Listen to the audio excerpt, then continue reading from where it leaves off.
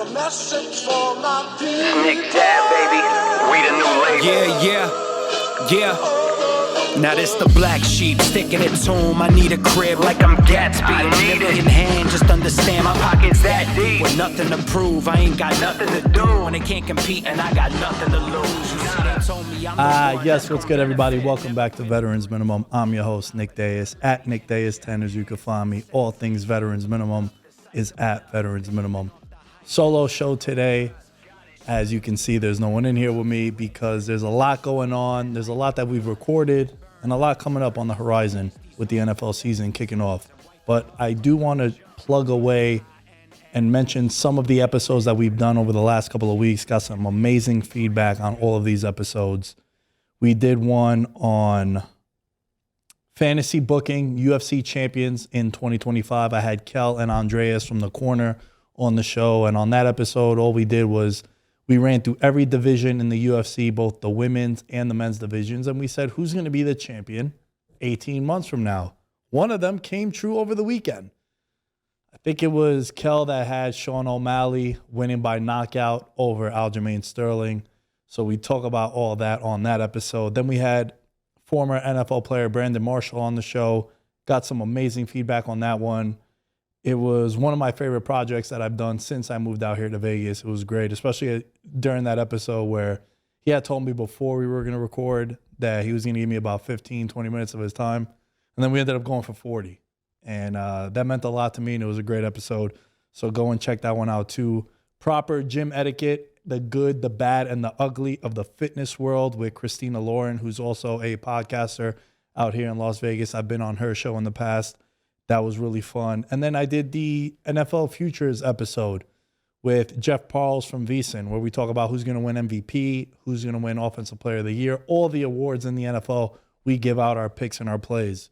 With that being said, on Friday, I'll be releasing all of my futures for the NFL season on Patreon.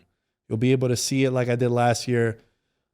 A ton of props. And these are all bets that I've made for the football season or I'm going to make, and as well as the season, as well as going into the season, I should say, with us doing the 5 picks against the spread. We're going to be in a couple of contests out here too, so you guys will be able to track how well we're doing like we did last year.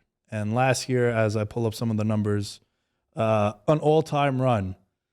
We went 57, 31, and 4 against the spread. Our favorite bet of the week went 30 and 11. And we even gave out anytime touchdown plays each and every week. We went 26 and 34. So 26 times the guy that we said was going to score a touchdown scored a touchdown. And then 34 times that guy didn't score a touchdown.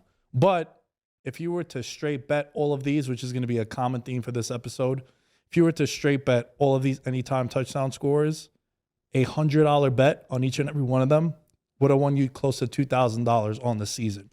So we had an amazing season last year, and hopefully we replicate that once again. So what this episode is going to be, and we're coming up on 8 years of doing Veterans Minimum. So shout out to all of you for listening all this time, and to the new people that have jumped on board. And I've just helped support the content, whether it's listening to the pod or sharing stuff on social media, commenting, whatever it might be. It goes a long way, believe it or not. Thank you all for listening and for the support. And one thing that I always get is, yo, Nick, give us some like betting advice, betting tips. What should I bet on is like the thing I get the most. And it's like, dude, just listen to the show, number one, or subscribe to the Patreon, like I've said before. It's $5 a month. You get access to all the betting plays. It's the best deal in the sports betting space right now. Patreon.com/Veterans Minimum. As you can see here, shout out to Nestor in the booth. You can see all the tiers here. We have a $1 tier if you want to just support the show for $1. The rookie contract is the $5 tier, which is the most popular, and it's the one that will get you all the betting access, all the betting plays, access to the Discord to communicate with other members of Veterans Minimum. The $10 tier is for giveaways each and every month, shout outs, contests as well. The $20 tier, you get a merch discount each and every month. You get shout outs on the show. You're also going to be eligible for the NFL contest, which is going up now. We actually just put up on the Patreon the link to get into our Eliminator Challenge, whether you're in the $20 or the $40 tier for the month of August up until September 6th. We want to make sure that we get you into the contest. So the deadline is going to be September 6th for this Eliminator contest. Just put it out now. We'll have at least 25 people in it based on what the numbers are and the people that have hit us up and have donated money to the show in order to be in this contest. It's going to be cool. I'm going to be in this contest as well. And the Eliminator pool, suicide pick pool, suicide contest, it's all common terminology this time of year with the NFL. And basically what it is, you pick one team to win the game, and then you can't pick them again the rest of the year. So there's a lot of strategy to it. We put out an episode earlier in the summer where we talk a little bit about the strategies of Eliminator contests and what's the proper approach. I'm someone that likes to live on the edge, especially early on. Let's see, think of a game this year. Week 1, right? Washington is playing the Arizona Cardinals. They're a 6.5 point favorite in Washington. Maybe I'll take Washington in week 1, where I don't think I'll take Washington the rest of the year. A lot of people, I think, are going to take Baltimore. Baltimore's playing the Houston Texans. They're close to a 10-point favorite in week 1. All you need the team to do is to win. Could be by 1 point or 100 points. Doesn't matter. However, when you use them, you can't use them later on in the year. So there is some method to the madness. Do you take a team and advance, or are you being calculated and saying, you know what, I'm going to save Baltimore. I'm going to save the Chiefs. I'm going to save the Buffalo Bills for later on in the year. It's something that I break down on a prior episode earlier this summer. So with all that being said, before we get into the top 10 strategies and betting advice that I have for the NFL season, big ups to the members of the Patreon. We got Tristan, Ratzlav, Abel, Ben, Jerry, Christopher, Derek, Jordan, Mike, Nick, and Thomas. And also, we've gotten 6 new members of the Patreon. Thank you all for your contributions. We got Kevin, we got Sean, Corey pledged for an entire year. Dylan Chadwick pledged for the entire year. You crazy son of a bitch. Over $200 pledged to the Patreon. Thank you so much for that for the entire year. We got Omar, Jerry Hernandez, and my guy, J-Dub, up in the 716. Shout out to Buffalo, as always, even though we're not going to be too kind to Buffalo this year. So, with all that being said, I want to give a shout out to Jared Smith. He's been on the pod before. He'll be on the pod again. He put out a video that kind of inspired this segment for the betting strategy, betting advice that I have for NFL betting. And it's important that you catch that I keep saying betting and not gambling, because I think there's a difference between the two. What we do, it's betting. It's calculated. There's a lot of research that goes into it. And we're not just going to bet on Sunday Night Football because it's the only game going on. If we don't like something in Sunday Night Football, we're not going to bet it. If we do, that means that we're gambling because it's the game that's on TV. That's the game that we want to, oh, there's a Sunday night game. We got to have some money on it. That's when you enter the realm of gambling, which is two different things in my opinion. I also feel better saying that I like to bet and not gamble. So shout out to Jared. He inspired this episode with a video that he put out. And I'm going to start with that. Number 1, parlays. People love parlays. We talk about that all the time. I'm a parlay guy too. I like to parlay. I think it's fun. You guys know about the subathon that I do every week in the UFC. It's hit 4 times this year. They didn't hit last week. Not even close to getting any submissions. It happens. Parlays are fun. Parlays clean up a lot. All these lights and new buildings that are being put up in Las Vegas, a lot of them have to do with parlays. Parlays account for close to 30% of the betting handle that the sports books make. So it's low risk, high reward, but oftentimes you're punting your money. When it comes to parlays, and I love what Jared said, and it's so true because I preface this every single time.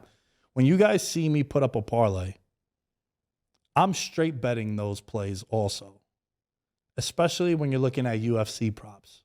you're looking at 3-1, 4-1, plus 500 on a submission. If you go 1-4, but that plus 500 hits, you're up on those bets.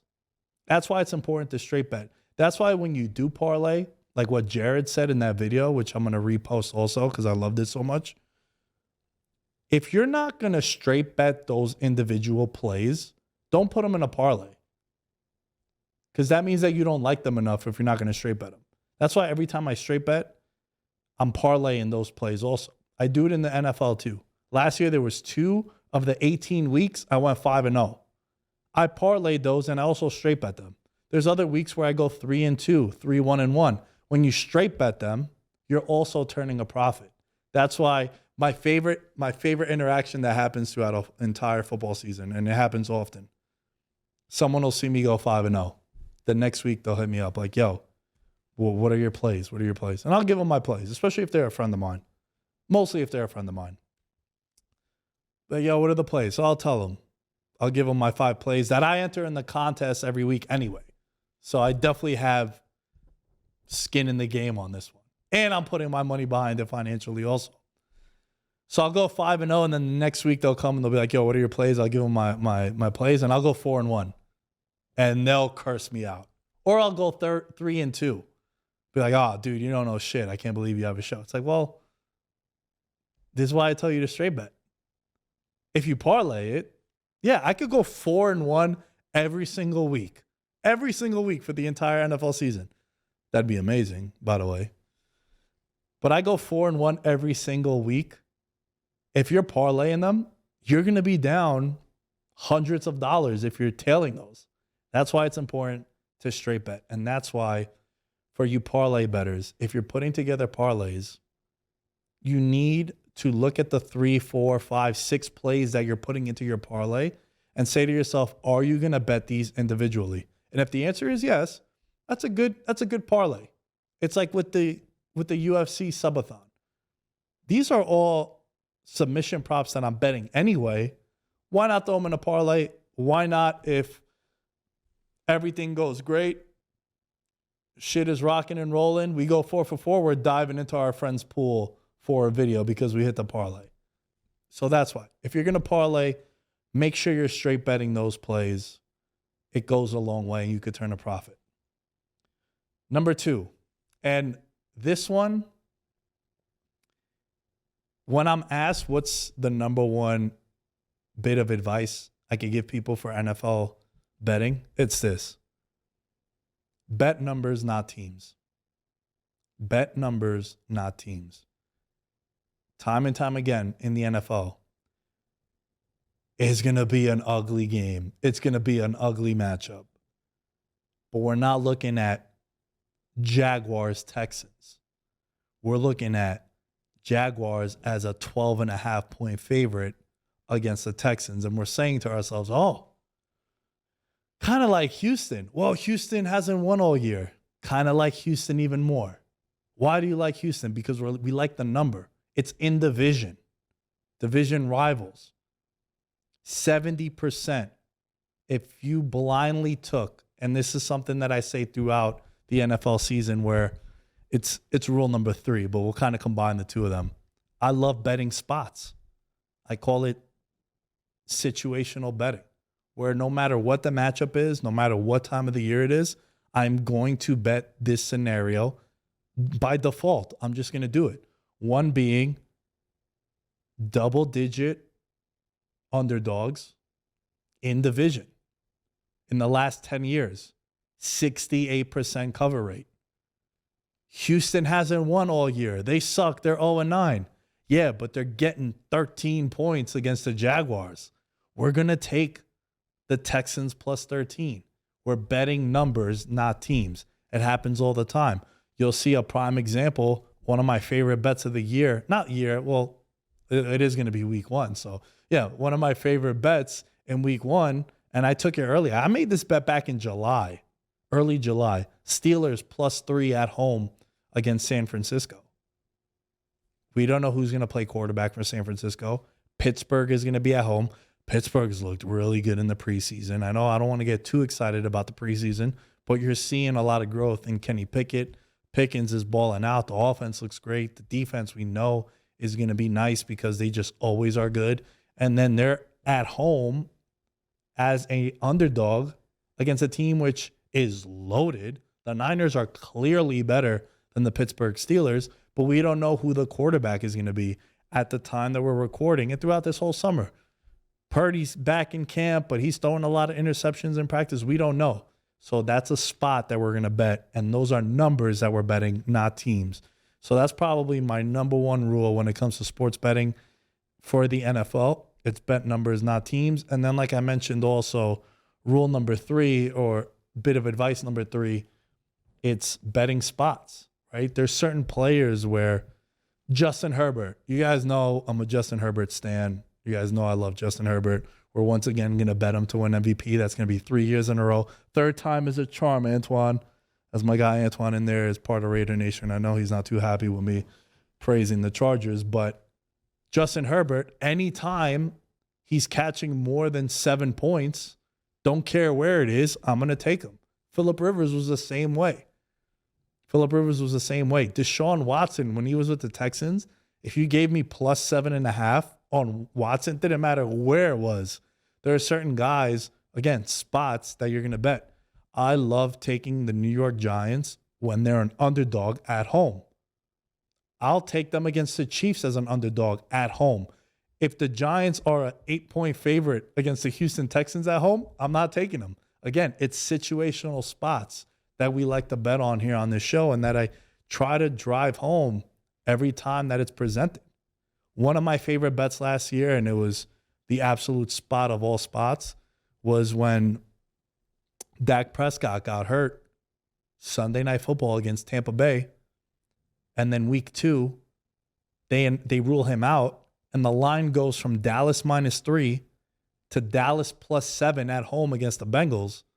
And again, that's a spot where we're betting the number, not the team, because also they're telling us that it's a 10-point swing between Dak and Cooper Rush. But we had seen Cooper Rush play the year before. And there was an argument to be made. I mean, not really, but people were making an argument that he should be the starter over Dak. So we had seen. So the drop-off was a huge mistake. Huge mistake. That was a massive overcorrection. And then what ended up happening? The Bengals end up losing as a 7-point favorite on the road to Dallas. Again, we're betting the spot, not the teams. And that's why those things are so important. Now, the next one is overreactions to primetime. I tracked this. I went back and I tracked this. What I mean is, it's the standalone game, it's the primetime game, it's the island game. It's the only game going on TV. So by default, a lot more eyes are on that. That's why it's such a big deal when teams are on primetime. And that's why sometimes when you get shitty teams on primetime, you're like, damn, how come the Houston Texans are playing a primetime game? Well, with all that being said, there's a massive overreaction when a good team, a Super Bowl contender, a playoff contender, a division contender, loses badly. The next week, I almost always take them. Again, a spot that I bet by default. Last year, and again, these are subjective because what I perceive to be a good team and what you might perceive to be a good team, it could be two different things. But for example, we're coming into this year and we are high on the Jacksonville Jaguars. They're the 4th favorite to win the Super Bowl in the AFC. They're a team that we're expecting to be good. Say they play a primetime game and they get their shit punched in. Something wacky happens. It's one of those games where Trevor Lawrence can't seem to find anyone. Maybe the weather is spiraling winds and it's a monsoon out there. And he has 3 turnovers in the first half. And before you know it, the Jaguars lose 38-10. And it's Monday Night Football. Guarantee you the next week, the Jaguars are going to be an autoplay. Because what happens is we've seen the Jaguars lose on primetime, and they've lost in such a devastating manner where they get blown out that the next week they're undervalued. That is a spot that we did last year. I went back and I tracked this. When we took the team that lost the week before, that we perceived was a good team, 16-5-1 against the spread. 16-5-1. It's one of my favorite spots in the NFL to bet on. When a team that is good loses on prime time and the whole world sees it, the next week I almost always take them. So that's another one that I talk about that I really like and I really enjoy, because it's a situation where you have to jump on that and you have to capitalize on that. With that same mindset, the same thought process, overreacting to winning streaks, losing streaks, trends. Trends are very popular in the NFL betting space, and I think there's only a handful that really matter. In division trends, I think, mean a lot because you're playing them so often. However, they could be very misleading also if, Bills and Jets trends, you kind of could throw them out the window now that you have Aaron Rodgers there. Patriot trends, if you were to look at, the last 10 years, the Patriots have been dominant against, the AFC East. It's like, well, yeah, but the last 3 years they haven't been because, the 7 years prior, they had the greatest quarterback of all time. So in division trends, reacting to trends, my favorite thing that I see in here sometimes is, they're due.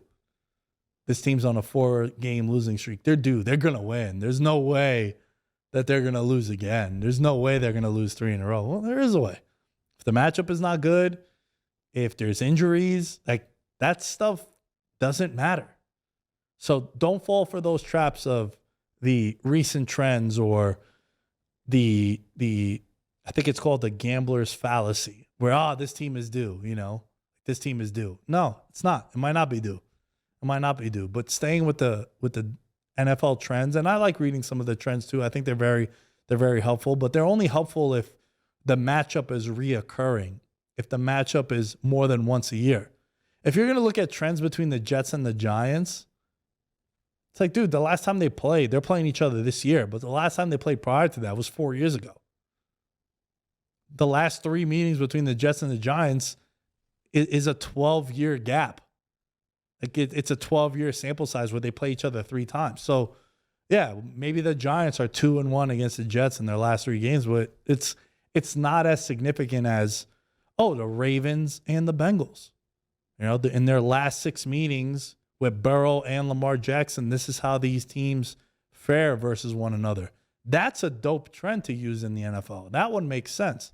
But when you're looking at it like, what is the Browns and Steelers trends? Well, those could be misleading because now the Browns have a new quarterback. The Steelers have a new quarterback. Big Ben isn't over there anymore. That's why these trends, don't fall for the trap with the trends.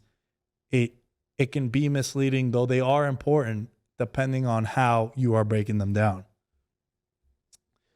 Another rule that I have, don't make too many bets. And it's something that I talk about all the time too. If you're betting 9, 10, 12, 15 different things a night, you're never going to win. You're never going to be good. You're never going to be able to see a profit. It's just too many things that you're betting on and hoping to be right on everything. It's just not possible. It's too many things. That's why over the last 2 years in the NFL, I've done the best that I've done because I stick to the 5 games a week that I put in the contest, and then I individually bet. And then from there, I'll sprinkle a little bit more on my favorite bet of the week, right? I'll raise the units on that one. I'll put more on my favorite bet of the week than I will on one of the 5 plays.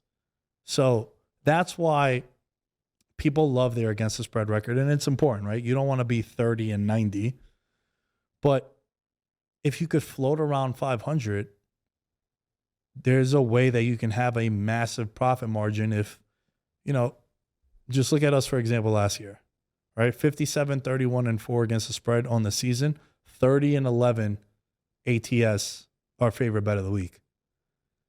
So we're 19 games above 500 on our favorite plays of the week. And to pull the curtain back a little bit, those were 2-unit plays, sometimes 3-unit plays. So that's why it's very important to not bet that much. Like, if I was betting every single NFL game, I don't know how well I would do. Not as well as this because it's just too much. No matter how good of a bettor you are, then you get forced into making bets that you don't like. That's when you're gambling. And I tell this story all the time where I called Kenny one day. It was a Monday Night Football game. I was like, yo, what do you like tonight? He's like, nah, I don't like anything. I was like, what do you mean you don't like anything? He's like, no, there's nothing I like. I'm not going to bet on it. I was like, oh, that makes sense because that's what I would tell my friends when they would hit me up. Yo, Thursday night, what do we got? We don't have anything. What do you mean you don't have anything? You don't need to. Don't force it if you don't like it. That's why stick to 3, 4, maybe 5 games. And the reason why I say 5 is because every NFL contest out there, you pick 5 games against the spread. So those are super valuable games that I have to pinpoint out of a 12-game sample size on the weekend, sometimes 13, 14, depending if there's no bye weeks. I have to narrow that down to 5. So that's why if I had to make a bet on every single game, dude, there's no way you could be that profitable and that productive. At least I don't think. I know I wouldn't be able to. It's just too much. So don't bet that much. Don't make too many bets. Be disciplined. Know how many games you want to bet every week. Be self-aware that these 195 to 1 parlays are probably not going to hit. If you want to do it and have fun and goof around with your boys when you're at the sports book or you're at a friend's house, yeah, by all means, go. But also, you should have bankroll management. You should try to be disciplined. And look, I'm not going to come off as someone that's been perfect throughout all this, especially early on. I didn't know how to be disciplined. Always chasing. Like, yo, I need that Monday night game, need that Sunday night, the 4 o'clock games. Like, dude, there'd be times early on when I first started doing this shit that I would bet all my, like the 5 games I would parlay, all had to be 1 o'clock. And then maybe I'll throw the Sunday Night Football game and I can hedge out of it if I wanted to. But now it's like, why am I going to force myself to pick those 5 games in that 1 o'clock window? I don't like those games. I only like one of them. So let me pick the one of them. Let me pick 2. I think there was 1 week last year where I didn't have a game until 4:25 Eastern time. Not Thursday Night Football, not the early window. You don't need to force yourself to bet on every single game. And that's where the discipline comes in. And that's the way that you'll be able to have more confidence in your plays too when you become more selective and you narrow down. You know, if you're making, my friend Boss, who used to be on the show with us in the UFC, he makes 2 bets a weekend. That's it. I'm like, really? And doesn't parlay. He only parlays when he comes to Vegas to visit me. That's the only time I get the D-Gen juices flowing with him. But besides that, he doesn't do it. But he bets his favorite 2 fights, sometimes 3 fights, doesn't do props, just money line. He'll lay juice. And that goes a long way. You know what you're good at. You know what you want to bet on. And you're not taking the big risk of having to be correct on 12 games. Narrow it down. It goes a long way. Choosing your heart over your head. This got inspired by a friend of mine because I always get asked this question about, yo, do you bet against your team? All the time. All the time. I feel like I'm a pretty rational fan when it comes to my sports teams, especially the New York Giants.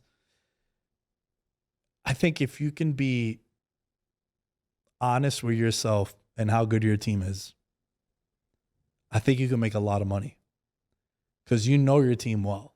And if you know your team well, like I said before, the Giants at home as a 8-point favorite against the Houston Texans is not a spot I'm taking. The Giants at home as an 8-point underdog to the Chiefs, I'm taking that. Again, we're betting numbers, not teams. But knowing the New York Giants and knowing how they play, they're a team that can't be trusted as a favorite. They're a team that plays better as an underdog. There are certain teams, like we said before, scenarios, spots, betting them by default. That's what I mean by that. And to circle back on choosing your heart over your head, I think that is a mistake. Last year, I laid some big money on the Eagles -7 in the playoffs against the New York Giants. But I also bet the Giants to win on the money line. two different bets. If the Eagles would have won by a field goal, I was going to lose everything. But I knew, knowing the Giants, knowing them going into Philly, knowing how good Philly is and how bad the matchup was, the Giants either were going to win that game outright or lose by 30. I think they lost by 28. So I wasn't too far off. It was definitely a 4-score game. So again, that is not picking with your heart. That's picking with your mind, picking with your brain, picking with the knowledge of your team. I got friends that will not bet against their teams. Never. And then it's double the pain, right? You're upset that your team lost and you lost money. Where for me, it's like, I'm going to be happy if they win, even if I lose a couple of dollars. But if they do lose, at least I made some money off it, especially when I know how the team plays. I love them against Minnesota in the wild card round, but in the divisional round, I knew they were going to get spanked. So bet with your mind, not with your heart. It goes a long, long way. You need to shop for lines. God, I can't explain how important this is. I get asked all the time, where do you bet? Like, what do you bet on? Like, what app? What sports book? I go, dude, I have like every single possible sports book out there. It's on my phone. I have access to it. They're like, why? That's crazy. It's like, no, that's not crazy. I'm not betting the same game on 12 different places, but I am shopping the line. So I'll give you an example. Say the NFL. Say I'm looking at an underdog and I'm looking at the Kansas City Chiefs. Say they're a 3-point underdog. I open up one sports book, they're plus 110 on the money line. I open up another sports book, they're plus 150. I open up another one, they're plus 155. I open up another one, they're plus 125. Where am I going to make my bet? I'm going to make my bet at the sports book that's plus 155. They're giving me the best odds. I'm shopping the line. I'm looking at various locations. Who's giving me the best number? UFC is an even better example. There are some places where they'll have someone as a plus 300 to win by submission. And then another place will have them plus 900. You're talking about $6. That's a massive, massive swing. Where before I was talking about, 5 cents either way.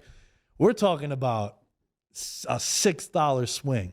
That's why it's important to shop the lines. When you're looking at point spreads, some places might give you minus 2.5. The other place might give you minus 3. Where are you going to bet it?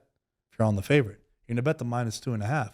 So shopping the lines, especially if you live in a state where you don't need to physically go to a sports book to register and sign up, those states are also going to offer you a lot of bonuses and a lot of advantages that you should be taking advantage of. You should be. We talked about how when sports betting went live in New York State, my friends and I were calling it the sports betting stimulus checks because they were just giving you money left and right to bet for free. Like they were giving you bonuses just for making accounts. So you need to take advantage of that. And going back to this shopping the lines, it's the same. The analogy is the same as when you go to buy sneakers, right? Like I'm a sneakerhead. You guys all know this. If I'm going to go and buy a new pair of Jordans, I'm going to look at several different websites to see where's the best value. Where am I getting it the cheapest? In sports betting, I'm looking at where can I get the best number? And it's the same thing. It's very important. Have access to as many books as possible. I'm not making the same bet at 9 different places. I'm just taking that one number that I like the most, and that's where I'm making my bet. And it goes a long way. And over a long period of time, I know, minus 105 and minus 110 might not seem like a big deal, but it does. Over a long period of time, those extra couple cents in either direction, it goes a long way. It goes an absolute long way when you're talking about a favorite. When you're talking about underdogs, it goes a long way because that one's more noticeable. Plus 200, plus 400. Oh, shit, that's a $200 difference if I'm $100 better. So it goes without saying.